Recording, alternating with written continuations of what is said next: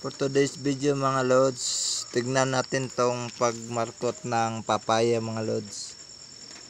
Ito, hiwain lang maliit, mga 3 inches mga lods. Dalawang hiwa to nilagay mga, tapos talbos ng papaya mga lods. Hiwain din natin ang gilid mga lods. Ito mga lods. Bali, ilagay pa rin sa gilid mga lods.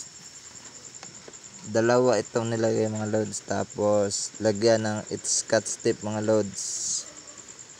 Ito mga lods, tapos takpan lang ng silopin para hindi maanuhan ng insekto at di mabasa sa ulan mga lods. Ito mga lods, tapos ng ilang buwan ito na. Thank you for watching, follow for more. See you next video.